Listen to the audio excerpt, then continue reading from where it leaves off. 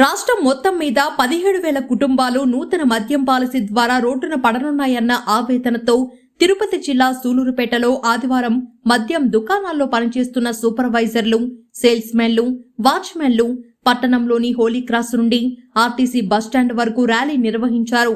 అనంతరం వారు మీడియాతో మాట్లాడుతూ గత 5 సంవత్సరాలుగా ప్రభుత్వ మద్యం దుకాణాల్లో అవుట్సోర్సింగ్ విధులు నిర్వహిస్తున్న తమను నూతన మద్యం పాలసీ పేరుతో పక్కన పెట్టే ఆలోచనలో ప్రభుత్వం ఉన్నట్లు మీడియా సంస్థల్లో వస్తున్న కథనాలకు ఆవేదన చెంది ఉద్యోగ భద్రత కోసం ర్యాలీ నిర్వహిస్తున్నట్లు వారు తెలియజేశారు.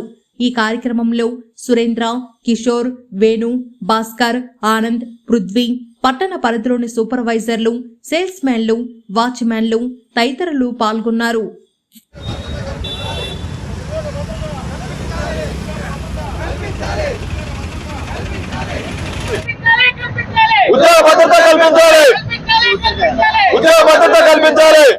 మా Sullurpeta circle supervisors and sales men's ఆవేదన ఏమనగా, గత 5 సంవత్సరాల నుంచి మేము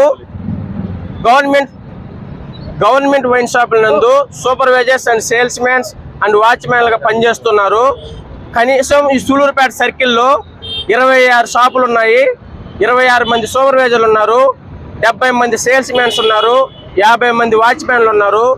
ఈరోజు మన రాష్ట్ర ప్రభుత్వం కొత్తగా నూతన మద్యం విధానం అని ప్రకటించింది. ఆ నూతన మద్య విధానము ప్రైవేటీకరణని పత్రికల్లోనూ మరియు ఎలక్ట్రానిక్ మీడియాలోనూ వస్తున్నాయి. అలా జరిగిన ఎడల ఈ 15,000 మంది కుటుంబాలు స్టేట్ వైడ్ 15,000 మంది కుటుంబాలు రోడ్డున పడతాయి. అదే విధంగా 15 మంది కుటుంబాలు అనాథగా బతకాల్సి వస్తుంది. కాబట్టి ఈ 15,000 మంది కుటుంబాల మీద మీరు దయించి మీ యొక్క నూతన మద్యం విధానాన్ని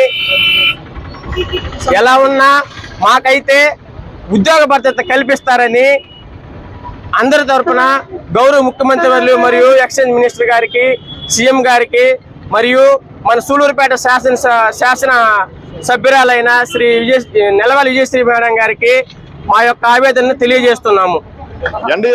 నూతన ఎన్డీఏ ప్రభుత్వానికి స్టేట్ వైడ్ మద్యం దుకాణాల పనిచేస్తున్న కార్మికుల యొక్క ఆవేదన ఏమనగా, 2019 సెప్టెంబర్ నుంచి ఇప్పటి వరకు నూతన ప్రభుత్వం వరకు కూడా మేము మా యొక్క ఉద్యోగాలు నిర్వహిస్తున్నాము. అలాగే 2020, 2021 లాక్డౌన్లో, కరోనా మహమ్మారి యొక్క లాక్డౌన్లో కూడా మా కుటుంబాలని, మా పిల్లల్ని పక్కన పెట్టి కూడా మా యొక్క ఉద్యోగాన్ని ధర్మాన్ని మేము నిర్వర్తించాము. అటువంటి సిచ్యువేషన్స్ లో కూడా మేము యొక్క ఉద్యోగాలు నిర్వర్తించినప్పటికీ కూడా ఈ నూతన ప్రభుత్వం వచ్చిన తర్వాత కొత్త పాలసీ విధానాన్ని అమలు చేస్తుంటానన్నారు. ఈ కొత్త పాలసీ విధానాన్ని అమలు చేస్తే మా యొక్క సూలూరుపేట సర్కిల్ నందు 26 షాపులు, 150 మంది కార్మికులు వీధిన పడాల్సి వస్తుంది. అలాగే స్టేట్ వైడ్ 15,000 కుటుంబాలు కూడా వీధిన పడాల్సి వస్తుంది.